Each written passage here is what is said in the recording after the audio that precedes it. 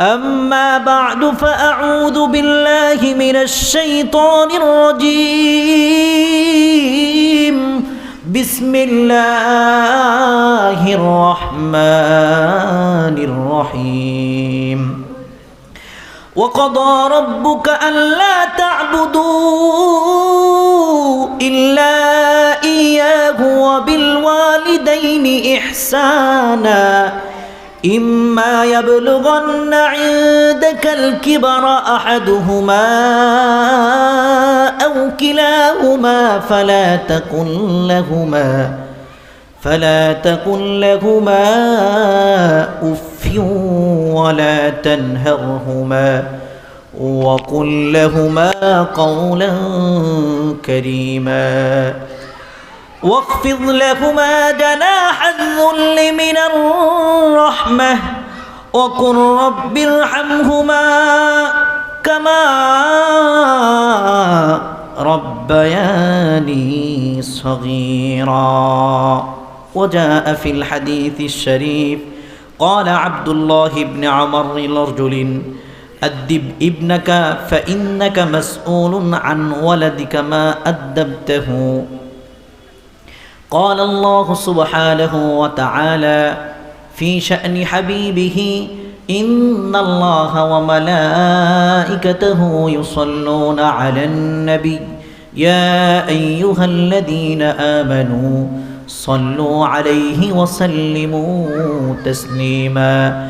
اللهم صل على محمد وعلى آل محمد كما صليت على إبراهيم وعلى آل إبراهيم إنك حميد مجيد. اللهم بارك على محمد وعلى آل محمد كما باركت على إبراهيم وعلى آل إبراهيم إنك حميد مجيد. سبحانك لا علم لنا إلا ما علمتنا إنك أنت العليم الحكيم. الحمد لله আল্লাহ পাক রব্বুল আলামিনের দরবারে অসংখ্য অগণিত শুকর ও সুজুদ যে মহান আল্লাহ পাক রব্বুল আলামিন কলমা কওমি তলাবা ও সুলতানিয়া মাদ্রাসার প্রাক্তন ছাত্রদের উদ্যোগে আয়োজিত এই কোরআনের মজলিসে বসার সুযোগ করে দিয়েছেন।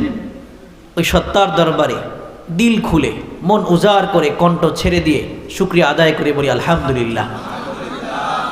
আমি কৃতজ্ঞতা জ্ঞাপন করছি মাহফিলের ইন্তেজামিয়া কমিটি এবং আমার সামনে উপবিষ্ট ইসলাম প্রিয় ধর্মপ্রিয় মুসলমান ভাইরা এবং আজকের মাহফিলের প্রধান অতিথি মুন্সিগঞ্জের সিংহপুরুষ আল্লামা নূর হোসেন নুরানি সাহেব হাফিজাহুল্লাহ এবং প্রধান আলোচক হাফেজ মাওলানা মুফতি আনোয়ার হোসেন কাসিমি দামাত বারাকাতুহুম এবং আমার পূর্বে আলোচনা করেছেন মাওলানা নূর মোহাম্মদ সাহেব সাইফুল্লাহ মুফতি খালেদ সাইফুল্লাহ নোমানি দামাত বারাকাতুহুম এবং পর্দার অন্তরালে যে সমস্ত মা ও বোনেরা আছেন সকলকেই আন্তরিক শুভেচ্ছা এবং অভিনন্দন। আমি যে আয়াতে কারিমা তেলাওয়াত করেছি এবং আল্লাহর হাবিব সাল্লাল্লাহু আলাইহি ওয়াসাল্লামের অসংখ্য অগণিত হাদিসের ধনভাণ্ডার থেকে ছোট্ট এক টুকরা হাদিস পাঠ করেছি। উক্ত আয়াত এবং হাদিসকে সামনে রেখে দুইটা বিষয় সম্পর্কে আলোচনা করব। ছেলে সন্তানের হক কী আর পিতামাতার হক কী এই সম্পর্কে একটু আলোচনা করব। আপনারা সকলে দোয়া করবেন আল্লাহ পাক রব্বুল আলামিন যেন জবান থেকে এমন কিছু কথা বের করে দেন যেই কথাগুলো আপনার আমার সকলের জন্য দুনিয়া এবং আখিরাতে উভয় জাহানেই হেদায়েতের জরিয়া হয়ে যায়। জোরে আওয়াজ দিয়ে বলি আমিন। দেখেন, আপনাদের কৃতজ্ঞতা প্রকাশ করতে হয়। কারণ এখন যেই সময়, ঈদের পরবর্তী সময়, এখন বিভিন্ন অঞ্চলের বিভিন্ন এলাকার যুবক ছেলেরা যারা আছে, এরা গুনাহের কাজে, আনন্দে উল্লাসের মধ্যে, অশ্লীল কাজে, নাচ গানের মধ্যে নিজেদের সময়কে ব্যয় করতেছে। কিন্তু এই সময়ের মধ্যে আপনাদের এলাকার যুবক ভাইয়েরা এবং আমার বাবার বয়সী যে সমস্ত বাবারা এখানে আছেন, আপনারা কোরআনের মজলিস মিলাইছেন, এটা অবশ্যই এটা প্রমাণ বহন করে যে না, কলমা ইনুয়ানে যারা আছে, মুরিব্বানে একরাম যারা আছে, যুবক ভাইয়েরা যারা আছে, এদের মধ্যে ঈমানটা এখনও তরুতাজা। সুবহানাল্লাহ। আসলে ঈদটা একটা ইবাদত, ঈদ এটা একটা কি ইবাদত, এবং এটা মুসলমানদের একটি ধর্মীয় উৎসব। আল্লাহ রাসূল সাল্লাল্লাহু আলাইহি ওয়াসাল্লাম যখন মক্কায় 13 বছরের জিন্দেগি পার করে যখন মদিনায় গেছে, হিজরত করছে, তো মদিনায় যাওয়ার পরে দেখছে মদিনাবাসী দুইটা উৎসব পালন করে, নাইরুজ এবং মেহেরজান নামক দুইটা উৎসব পালন করে। তো আল্লাহর রাসূল সাল্লাল্লাহু আলাইহি ওয়াসাল্লাম বললেন যে কদ আবদালাকুমুল্লাহ, আল্লাহ পাক রব্বুল আলামিন এই দুইটার পরিবর্তে তোমাদেরকে ঈদুল আজহা আর ঈদুল ফিতরের মতো দুইটা ঈদ দান করছেন। সুবহানাল্লাহ। এই দুইটা ঈদ এটা ধর্মীয় উৎসব হওয়ার পাশাপাশি এই দুইটা ঈদ ইবাদত। কিন্তু এই ইবাদতকে, এই উৎসবকে শরীয়তের যেই দিক নির্দেশনা আছে, ওই দিক নির্দেশনা অনুযায়ী যদি উদযাপন করি তাহলেই সেটা ধর্মীয় উৎসব হবে এবং সেটা ইবাদত হবে।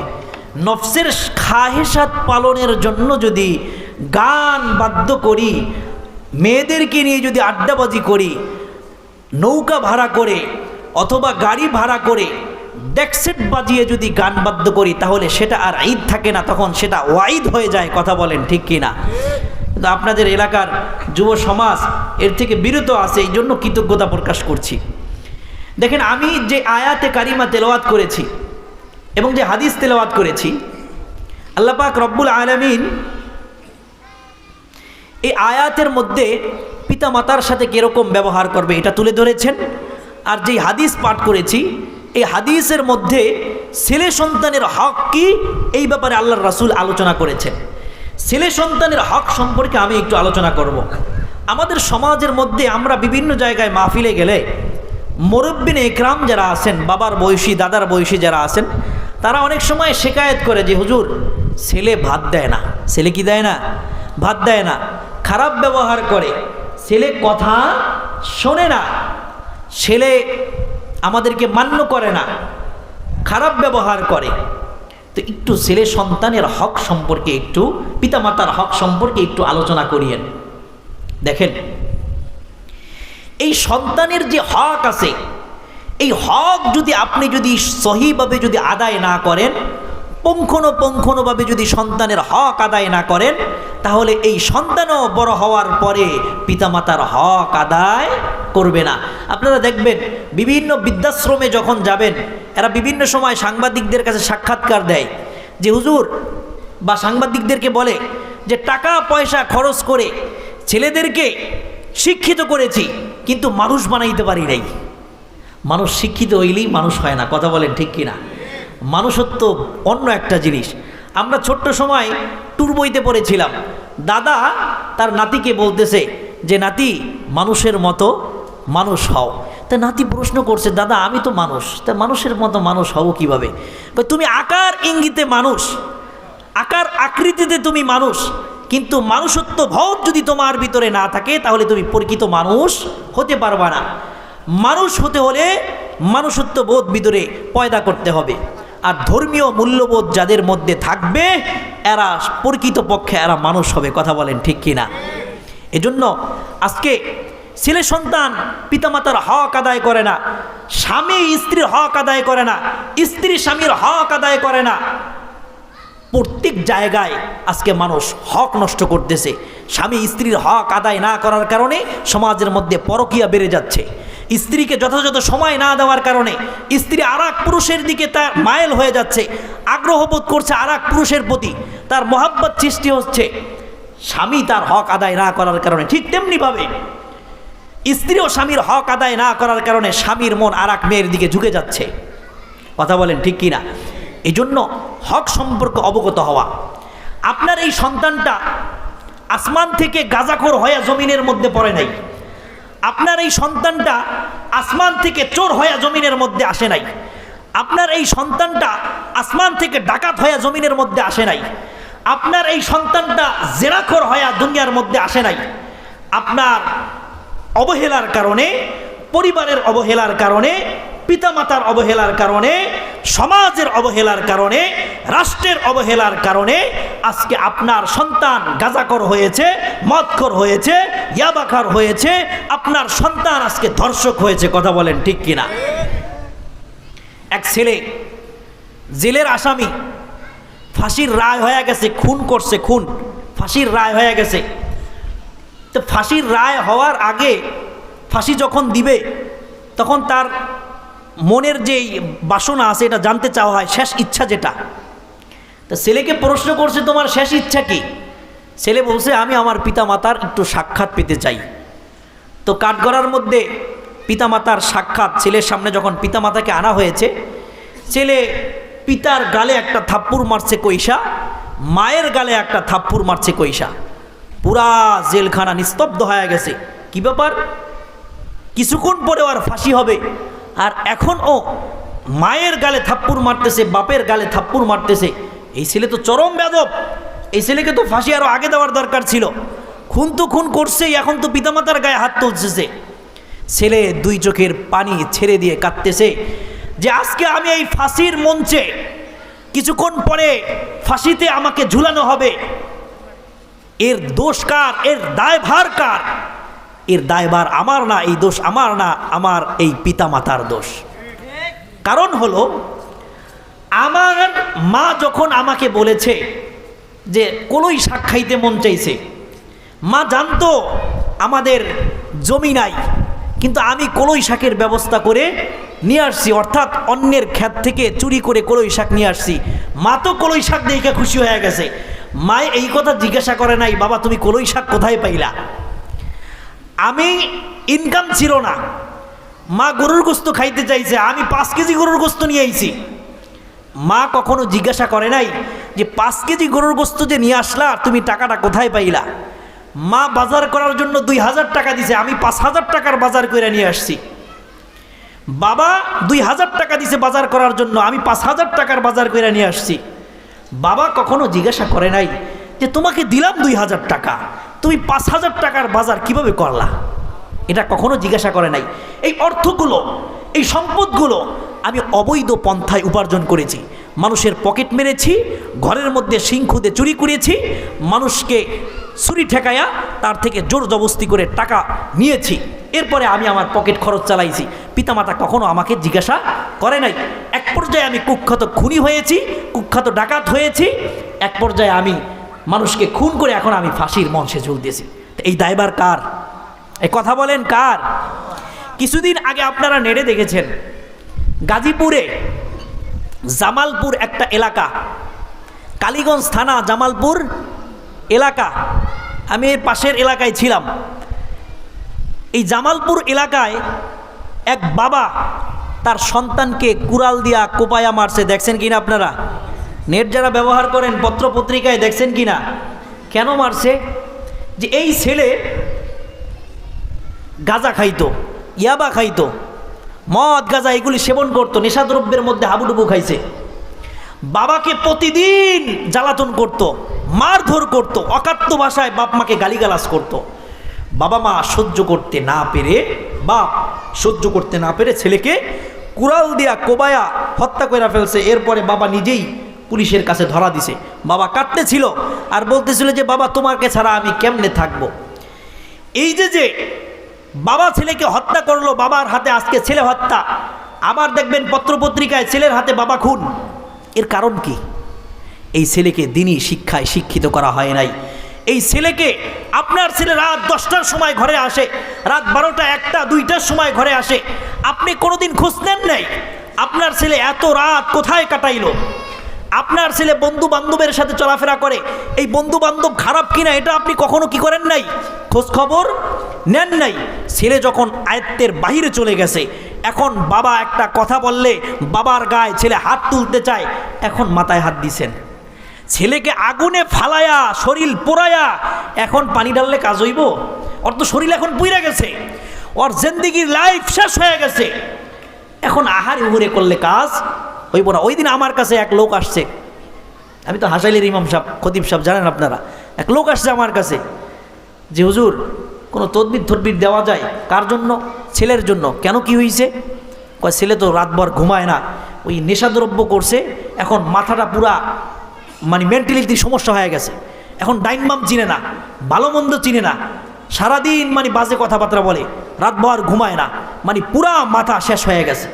এই ছেলেটা যখন খারাপ ফ্রেন্ড সার্কেলদের সাথে যখন জড়িত হয়েছে, তখন যদি পিতামাতা যদি সতর্ক হতো তাহলে এই সন্তান বিপদগামী হতো না। কথা বলেন ঠিক কিনা?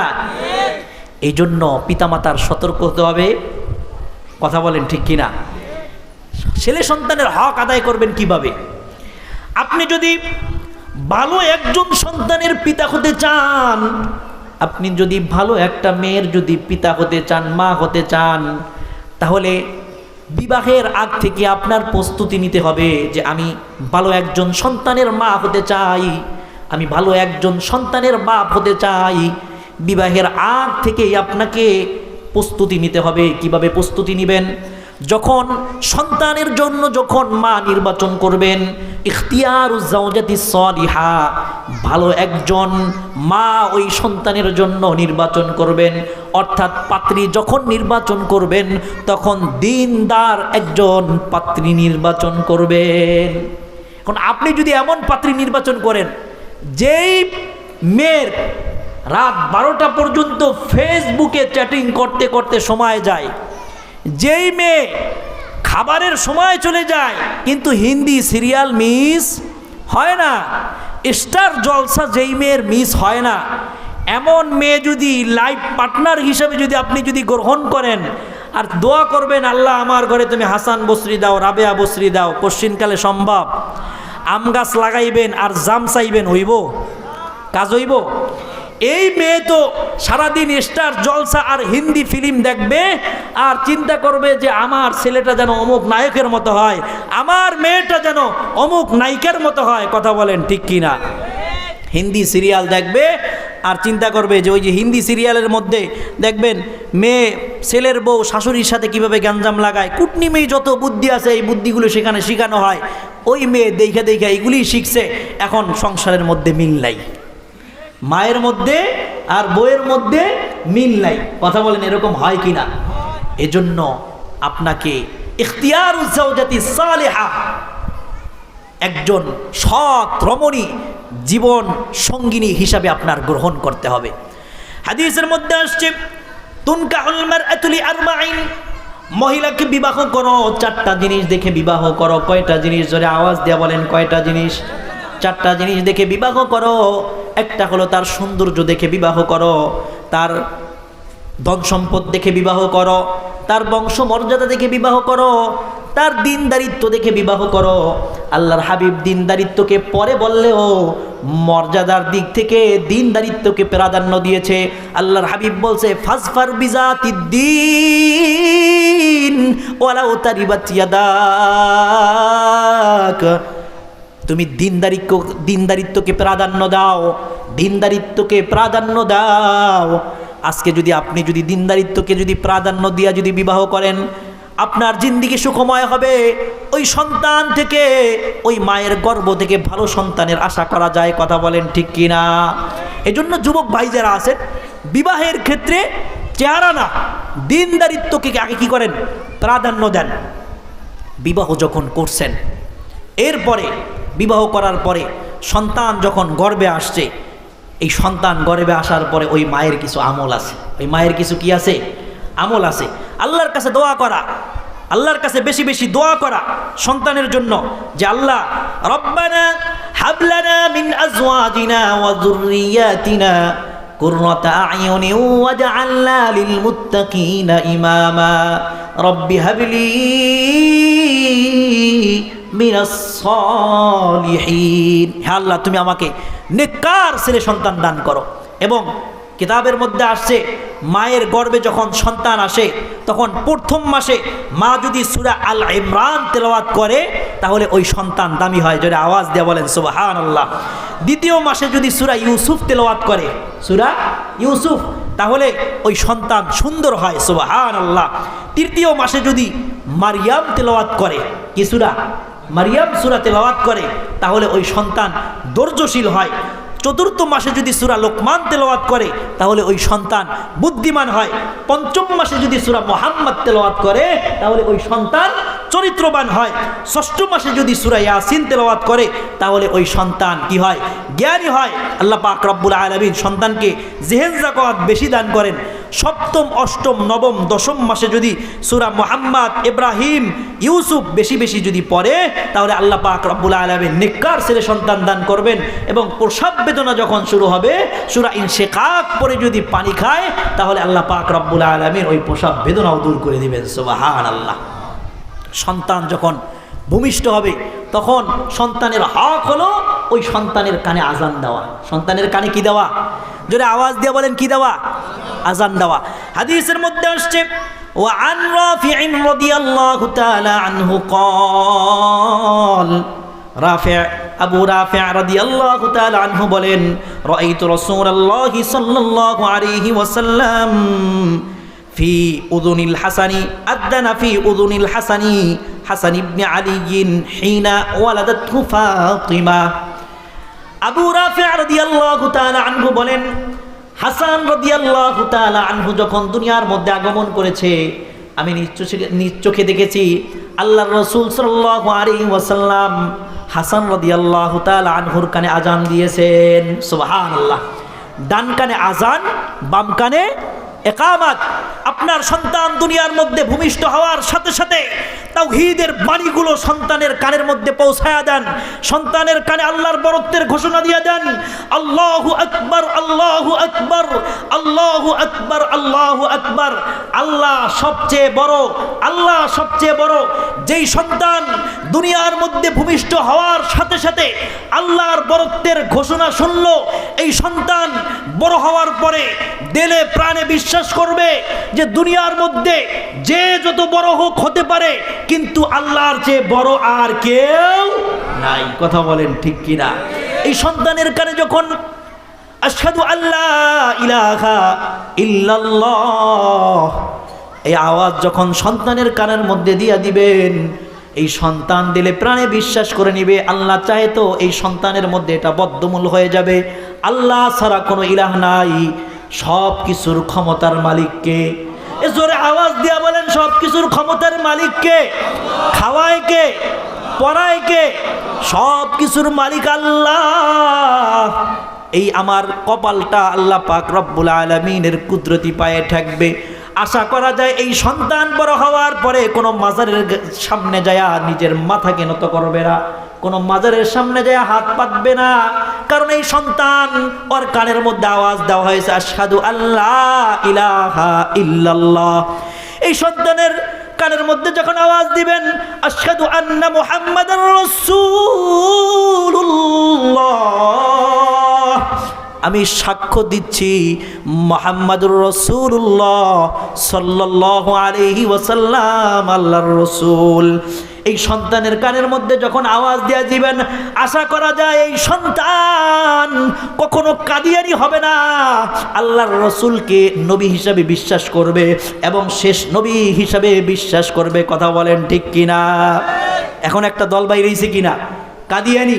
আল্লাহর রাসূল বলছেন যে আমার পরে এমন কিছু উম্মাত আসবে যারা নিজেদেরকে নবী দাবি করবে, কুল্লুহুম ইয়াজউমুনা আন্নাহুম নাবিয়্যুন, তারা নিজেদেরকে নবী দাবি করবে। জোরে আওয়াজ দিয়ে বলেন নাউজুবিল্লাহ।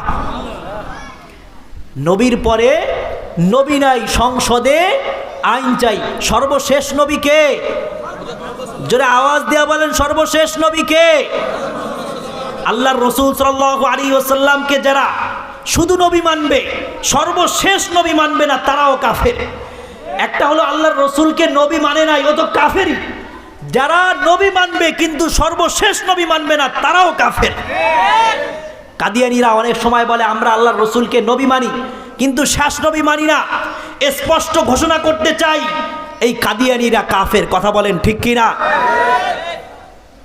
যুব সমাজকে বলবো, যুবক ভাইদেরকে বলবো, প্রত্যেকটা মোড়ে মোড়ে লিফলেট করে, ব্যানার করে লাগিয়ে দেওয়া দরকার যে কাদিয়ানীরা কাফের, কাদিয়ানীরা কাফের। প্রত্যেকটা মক্তবে মক্তবে, সাফাহি মক্তবে ইমাম সাহেবরা আওয়াজ তুলবে, কাদিয়ানীরা কাফের, কাদিয়ানীরা কাফের। আপনার আমার সন্তানের দিলের মধ্যে যদি, ছোট্ট ছোট্ট বাচ্চাদের দিলের মধ্যে যদি এটা বদ্ধমূল হয়ে যায়, কাদিয়ানীরা কাফের, এখন দলিল আদিল্লাহ খোঁজার সময় নাই, এখন তাদের দিলের মধ্যে বদ্ধমূল করে দেন যে কাদিয়ানীরা কাফের, কাদিয়ানীরা কাফের। প্রত্যেকটা দোকানে দোকানে লটকায় রাখেন কাদিয়ানীরা কাফের। প্রত্যেকটা মোড়ে মোড়ে, প্রত্যেকটা বৃক্ষের সাথে, প্রত্যেকটা গাছের সাথে লটকায় রাখেন কাদিয়ানীরা কাফের, কাদিয়ানীরা কাফের।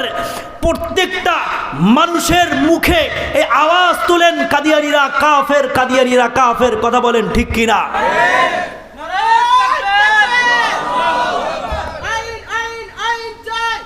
সংসদে আইন চাই, কাদিয়ানীরা কাফের, কাদিয়ানীরা কাফের।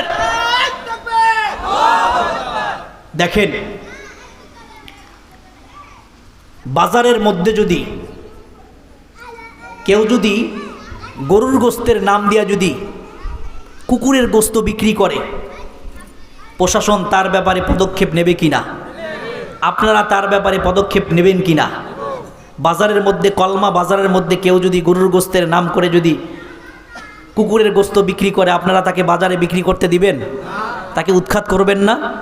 ঠিক তেমনিভাবে জমিনের মধ্যে যারা মুসলমান দাবি করবে কিন্তু প্রকৃতপক্ষে মুসলমানদের সর্বশেষ নবী, নবী মুহাম্মদুর রাসূলুল্লাহ সাল্লাল্লাহু আলাইহি ওয়াসাল্লামকে যারা অস্বীকার করবে, তারা মুসলমান থাকতে পারে না, তারা সুস্পষ্ট কাফের। কথা বলেন ঠিক কিনা? এই জন্য প্রত্যেকটা মোড়ে মোড়ে আওয়াজ তোলা দরকার যে কাদিয়ানীরা কাফের, কাদিয়ানীরা কাফের। প্রত্যেকটা মসজিদের মেম্বার থেকে ইমাম সাহেবের আওয়াজ তুলবে কাদিয়ানীরা কাফের, কাদিয়ানীরা কাফের। কথা বলেন ঠিক কিনা? আমি যে কথা বলতেছিলাম, আপনার সন্তানের কানে যদি আওয়াজ দিয়া যান, হাইয়া আলাস সালাহ, হাইয়া আলাল ফালাহ, জন্মগ্রহণ করার সাথে সাথে যদি সন্তানের কানের মধ্যে যদি আওয়াজ দিয়া দেন, হাইয়া আলাল ফালাহ, আসো আসো সফলতার দিকে আসো, নামাজের দিকে আসো, তাহলে এই সন্তান বুঝে নিবে, এই সন্তান বুঝে নিবে দুনিয়ার মধ্যে সফলতা একমাত্র মহান রবের কুদরতি পায়ে কপাল ঠেকানোর মধ্যে। জোরে আওয়াজ দিয়া বলেন ঠিক কিনা? এই সন্তানের কানের মধ্যে যখন দিয়া দিবেন আসসালাতু খায়রুম মিনান নাওম, তখন এই সন্তানের দিলের মধ্যে বদ্ধমূল হয়ে যাবে নামাজ, ঘুম থেকে নামাজ অতি উত্তম। কথা বলেন ঠিক কিনা? এই জন্য সন্তান হওয়ার সাথে সাথে সন্তানের কানের মধ্যে আজান পৌঁছানো। এরপরে আমার সময় সংক্ষেপ, আমি শেষের দিকে চলে যাব ইনশাআল্লাহ। এরপরে সন্তান যখন ধীরে ধীরে আরও হক আছে সন্তানের আকিকা করা, এটারও দলিল আছে। এরপরে সন্তানের জন্য এই তাহনিক করা, সন্তানের তাহনিক করা, আকিকা করা, সন্তানের জন্য সুন্দর নাম রাখা, এই সন্তানের যখন মুখে বুলি ফুটবে তখন তাওহীদের কালিমা শিক্ষা দেওয়া। দেখেন হাদিসের মধ্যে আসছে, আব্দুল্লাহ ইবনে ওমর রাদিয়াল্লাহু তাআলা আনহু এক লোককে বলতেছেন যে আদিব ইবনাকা, তুমি তোমার ছেলেকে শিষ্টাচার শিক্ষা দাও, তুমি তোমার ছেলেকে আদব শিক্ষা দাও। ফা ইন্নাকা মাসউলুন আন ওয়ালাদিকা মা আদাবতাহু, কারণ কাল কিয়ামতের ময়দানে তোমাকে জিজ্ঞাসা করা হবে যে তুমি তোমার ছেলেকে আদব শিক্ষা দিয়েছো কিনা, তুমি তোমার ছেলেকে কি আদব শিক্ষা দিয়েছো। তোমার উপর পিতামাতার যে হক, এই হক সমূহের মধ্যে অন্যতম হক হলো যে সন্তানের জন্য সুন্দর একটা নাম নির্বাচন করবে এবং সন্তানকে কোরআনের শিক্ষা দিবে, কোরআনের শিক্ষা দিবে।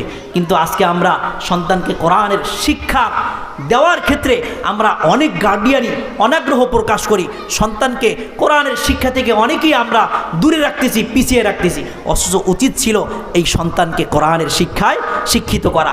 দেখেন, আপনি দুনিয়ার মধ্যে এমন সন্তান রেখে গেলেন যেই সন্তান আপনার লাশকে সামনে রেখে, আপনার জানাজাকে সামনে রেখে পিতার জন্য যেই মাগফিরাতের দোয়া, এই মাগফিরাতের দোয়াটা করতে পারে না।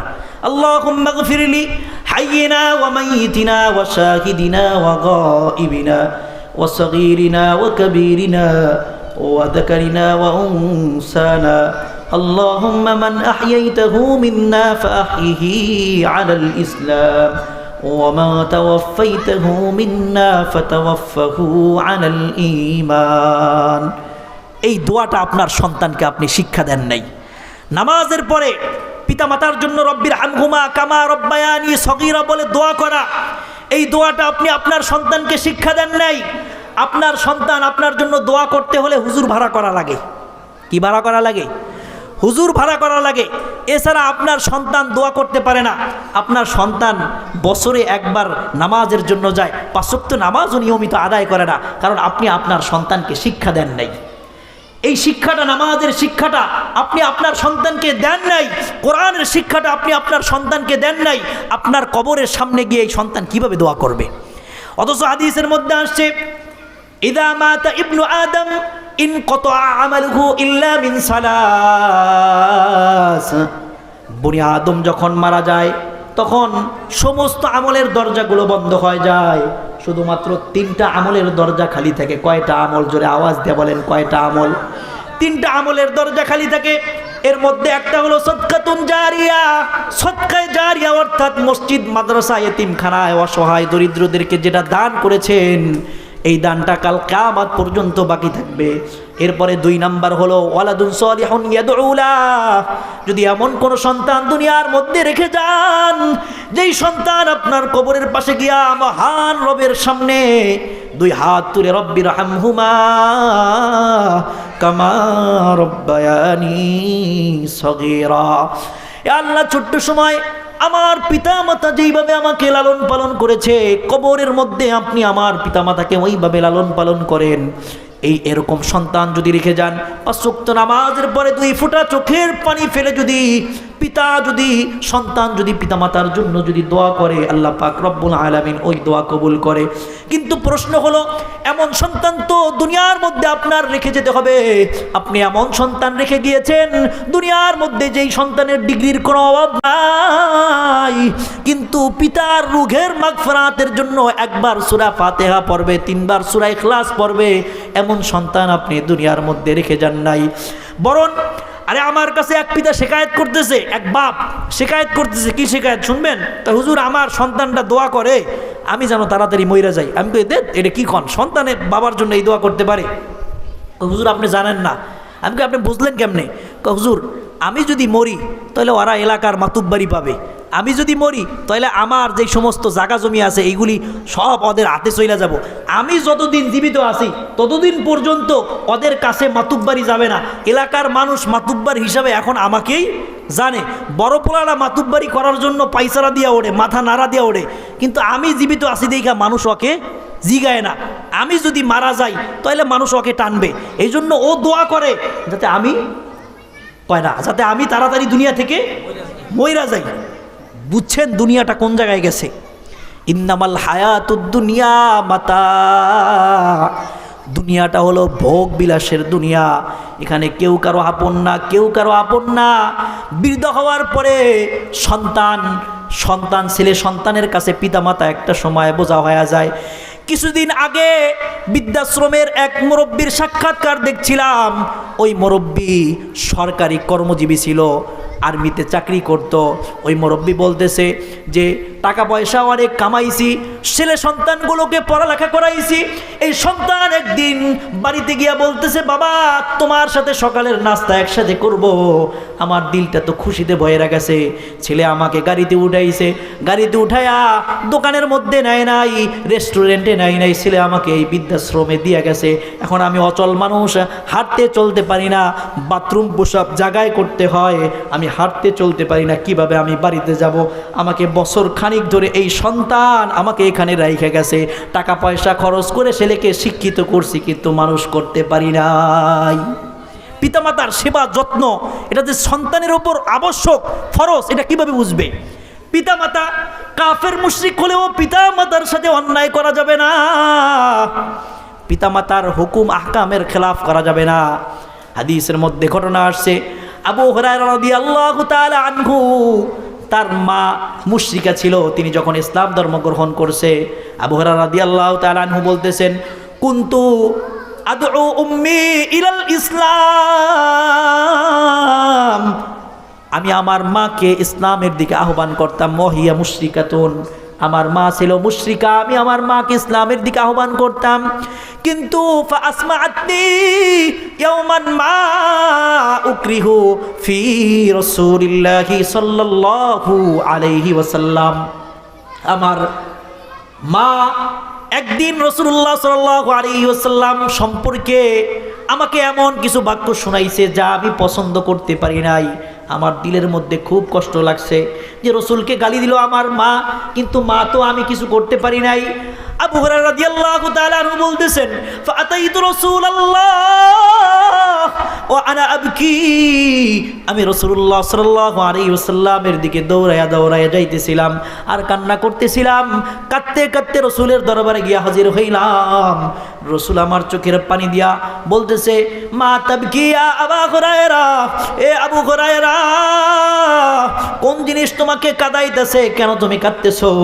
এবার আবু হুরায়রা বলতেছে, আল্লাহর রাসূল, আমার মা মুশরিকা, আপনি জানেন আমি আমার মাকে ইসলামের দিকে দাওয়াত দিতাম, ইসলামের দিকে দাওয়াত দিতাম, কিন্তু আজকে যখন ইসলামের দিকে আমার মাকে আমি দাওয়াত দিয়েছি, আমার মা আমাকে এমন কিছু বাক্য শুনাইছে, মা আক্রাহু, আমি যেটা অপছন্দ করছি, আপনার সম্পর্কে এমন কিছু বাক্য শুনাইছে যেটা আমি অপছন্দ করছি। এবার আবু হুরায়রা রাদিয়াল্লাহু তাআলা আনহু বলতেছেন, ইয়া রাসূলুল্লাহ উদউল্লাহ আইয়াহদিয়া উম্মা আবি হুরায়রা, আল্লাহর রাসূল আপনি দোয়া করেন, আল্লাহর রাসূল আপনি দোয়া করেন আবু হুরায়রার মাকে যেন আল্লাহ পাক রব্বুল আলামিন হেদায়েত দান করে, হেদায়েত দান করে। আল্লাহর রাসূল দুই হাত তুইলা দোয়া করতেছে, আল্লাহুম্মা হদি উম্মা আবি হুরায়রা, আল্লাহ তুমি আবু হুরায়রার মাকে হেদায়েত দান করো, হেদায়েত দান করো। আল্লাহ পাক রব্বুল আলামিনের হাবিব দোয়া করলেন। এবার আবু হুরায়রা বলতেছে যে আমি দৌড়ায়া দৌড়ায়া বাড়ির দিকে যাইতে লাগলাম, বাড়ির দিকে যাইতে লাগলাম। আমি মাকে ফাকারাজতু মুস্তাবশিরান বিদাওয়াতি নবী সাল্লাল্লাহু আলাইহি ওয়াসাল্লাম, রাসূলুল্লাহ সাল্লাল্লাহু আলাইহি ওয়াসাল্লাম আমার মায়ের জন্য দোয়া করছেন, মাকে এই সুসংবাদ দেওয়ার জন্য আমি বাসার দিকে দৌড়াইতেছিলাম। আমার মা যখন আমার পায়ের আওয়াজ শুনতে পেলেন, দরজায় যখন কড়া নাড়লাম, এবার আমার মা বলতেছে, মা কানা কিয়া আবু হুরায়রা, এ আবু হুরায়রা দরজায় দাঁড়ায়া যাও। আমি দরজায় দাঁড়ায়া গেলাম। এবার আবু হুরায়রা বলতেছে, দরজার ভিতর থেকে আমি ফাসামিআতু খদখদাতাল মা, আমি পানির আওয়াজ, কলকলানি আওয়াজ শুনতে পেলাম। আমার মা সুন্দর জামা কাপড় পরলো, খিমার পরলো এবং ওড়না পরলো, ওড়না পয়রা এবার দরজাটাকে খুলছে, দরজাটাকে খুইলা বলতেছে, আশহাদু আল্লাহ ইলাহা ইল্লাল্লাহু ওয়া আশহাদু আন্না মুহাম্মাদান আবদুহু ওয়া রাসূলুহু। এবার আবু হুরায়রা দরজা খুইলা দেখে মা কালিমায়ে শাহাদাত পয়রা মুসলমান হয়ে গেছে। জোরে আওয়াজ দিয়ে বলেন সুবহানাল্লাহ, আল্লাহু আকবার। কিন্তু মা বাবার সাথে অন্যায় ব্যবহার করে নাই, আল্লাহর কাছে দোয়া করছে। মা বাবা এক একটা, মা বাবা দুজন জান্নাত। আরে হাদিসের মধ্যে আসছে, যদি কোনো ব্যক্তি মামিন মুসলিমানে ইউসবিহু ইলাইহিমা, যে যদি কোনো মুসলমান সকাল যাপন করে, মা বাবার সাথে উত্তম ব্যবহার করে যদি সকাল যাপন করে, হাদিসের মধ্যে আসছে আল্লাহ পাক রব্বুল আলামিন তাদের জন্য জান্নাতের দরজাসমূহ খুলে দেয়। যদি আওয়াজ দিয়ে বলেন সুবহানাল্লাহ। বাহিরের দেশে সন্তান থেকে সকালবেলা কাজে যাওয়ার আগে যদি মার কাছে একটু ফোন দেয়, মা তুমি কেমন আছো, রাতটা তোমার কেমন কাটলো, বাবা তুমি কেমন আছো, রাতটা তোমার কেমন কাটলো, তোমাকে টাকা পয়সা লাগবে কিনা, ওষুধ শেষ হয়ে গেছে কিনা, যদি খালি এতটুকু জিজ্ঞাসা করে, আল্লাহর হাবিব বললেন আল্লাহ পাক রব্বুল আলামিন খুশি হয়ে ওর জন্য জান্নাতের দরজা খুলে দেয়। সুবহানাল্লাহ। আরে মা বাবা এমন কিছু কষ্ট সহ্য করে, দুনিয়ার কোনো মানুষ এমন কষ্ট সহ্য করবে না। প্রসাব বেদনার যে যন্ত্রণা, প্রসাব বেদনার যে যন্ত্রণা, চিকিৎসা বিজ্ঞান বলে মানুষের ব্যথা সহ্য করার ক্ষমতা হলো 45 ইউনিট। ব্যথা সহ্য করার ক্ষমতা 45 ইউনিট। কত ইউনিট বাবা? 45 ইউনিট। কিন্তু একজন মা যখন সন্তান প্রসব করে তখন এই মা 57 ইউনিট ব্যথা গ্রহণ করে। অর্থাৎ ধৈর্যের চেয়েও, সীমার চেয়েও অতিরিক্ত ব্যথা এই মা গ্রহণ করে। ইমাম গাজালি রাহিমাহুল্লাহ তাআলা বলেন, এই যে মার যে প্রসব বেদনা, এই বেদনাকে যদি টেকনোলজির মাধ্যমে যদি রূপ দেওয়া হয়, রূপ দেওয়ার পরে যদি পাহাড়ের উপর যদি নিক্ষেপ করা হয়, লানশাক্কাতিল জিবাল, পাহাড় ফেটে চুরমার হয়ে যাবে। তারকার উপর যদি নিক্ষেপ করা হয়, তারকাগুলো খসে খসে জমিনের মধ্যে পড়তে থাকবে, জমিনের মধ্যে পড়তে থাকবে। আরে এই ব্যথাকে যদি টেকনোলজির মাধ্যমে যদি রূপ দিয়ে যদি আসমানের উপর যদি নিক্ষেপ করতে হয়, আসমান ফেটে চৌচির হয়ে যাবে। এরকম ব্যথা মা সহ্য করে, এরকম ব্যথা সহ্য করে। কিন্তু ওই মায়ের সাথে যখন খারাপ ব্যবহার করা হয় তখন আসমান জমিন সহ্য করতে পারে না। কথা বলেন ঠিক কিনা? আপনি চিন্তা করেন, মা বাবা এক একটা জান্নাত, মা বাবা এক একটা জান্নাত। মা যতদিন পর্যন্ত জীবিত আছে মানে আপনার জান্নাত আছে, আপনার দোয়ার ভান্ডার আছে। বাবা যতদিন পর্যন্ত জীবিত আছে ততদিন পর্যন্ত আপনার দোয়ার ভান্ডার জীবিত আছে। হাদিসের মধ্যে আসে রিদাল রব্বি ফি রিদাল ওয়ালিদ, যে বাবার সন্তুষ্টিতে আল্লাহ সন্তুষ্টি আর বাবার অসন্তুষ্টিতে আল্লাহ অসন্তুষ্ট। পিতা মাতা ছেলে সন্তানের জন্য কত কষ্ট করে, কত কষ্ট করে। এটা আগে বুঝতাম না, এখন বুঝি। বাবা হওয়ার পরে এখন বুঝতেছি যে আসলেই একজন সন্তান যখন অসুস্থ হয় পিতামাতার তখন ঘুম হয় না, পিতামাতার চোখের ঘুম তখন হারাম হয়ে যায়, এত কষ্ট সহ্য করে। কিন্তু এই সন্তান যখন পিতামাতাকে কষ্ট যায় তখন পিতামাতা তো মেনে নিতে পারেই না, তখন আল্লাহর আসমান এবং আরশও মেনে নেয় না। কথা বলেন ঠিক কিনা? এই পিতা মাতাকে সন্তান, বাবা মা কত কষ্ট করে লালন পালন করেছে। কিন্তু সমাজের মধ্যে এমন অনেক সন্তান আছে যেই সন্তান পিতামাতার জন্য খাবার ভাগ করে, খাবার ভাগ করে। যে বড় ভাইয়ের ঘরে 10 দিন, মেজো ভাইয়ের ঘরে 10 দিন, সেজো ভাইয়ের ঘরে 10 দিন। অথচ এই ছেলেকে মানুষ করার জন্য মাথার ঘাম পায়ে ফেলে হাড় ভাঙা পরিশ্রম করে এই পিতা মানুষ করেছে, মা মানুষ করেছে। কিন্তু যখন ছেলে সন্তানগুলো এস্টাবলিশ হয়েছে, যখন ছেলে সন্তানগুলো প্রতিষ্ঠিত হয়েছে, এখন এই ছেলে সন্তানগুলো পিতামাতার খাবার পর্যন্ত ভাগ করে। হোটেলের মতো এই ঘরে 10 দিন, ওই ঘরে 10 দিন, ওই ঘরে 10 দিন। এটা যখন পিতামাতার কানে যায়, খোদার কসম, এটা যখন পিতামাতার কানে যায় তখন তাদের কলিজা ফেটে ক্রন্দন আসে। কথা বলেন ঠিক কিনা? এই জন্য পিতামাতার সেবা যত্ন করব আমরা ইনশাআল্লাহ। আর আপনাদেরকে যেটা উদারত আহ্বান করলাম যে আগে ছেলে সন্তানের পক্ষ থেকে যদি আপনার হক যদি যথাযথভাবে পেতে হয় তাহলে ছেলে সন্তানের হকটা আগে আদায় করতে হবে। আপনার সন্তানকে কোরআনের শিক্ষায় শিক্ষিত করেন, আপনার সন্তানকে রসুলের আদর্শে আদর্শবান করেন। যদি রসুলের আদর্শে যদি আদর্শবান করেন, কোরআনের শিক্ষায় যদি শিক্ষিত করেন, তাহলে এই সন্তান আপনার কদর বুঝবে। এই সন্তান আপনি মরার পরে কবরের পাশে গিয়ে রব্বির হামহুমা কামা রব্বায়ানি সগীরা বলে দোয়া করতে পারবে, সূরা ইয়াসিন খতম করে দোয়া করতে পারবে, কোরআন খতম করে আপনার রুহের মাগফিরাতের জন্য দোয়া করতে পারবে। কিন্তু এমন সন্তান যদি রেখে যান, যেই সন্তান আপনি ময়রা গেছেন বা চাকরি বাকরি করে আপনার গোরস্থান কবরস্থান ময়লা হয়ে আছে, জঙ্গল হয়ে আছে, সন্তান বছরের মধ্যে একবার আসার সময় পায় না। জিয়ারত তো দূরের করা, বছরের মধ্যে বাপ মার কবর সাফ করার মতো সময়টা সন্তানের হয় না। এমন সন্তান যদি দুনিয়ায় রেখে যান তাহলে ওই সন্তান দোয়া করবে কিভাবে? এই জন্য এমন সন্তান রেখে যাওয়া উচিত।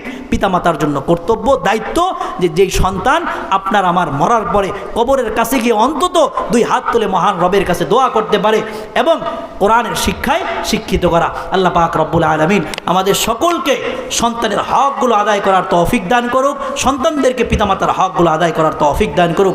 আমিন।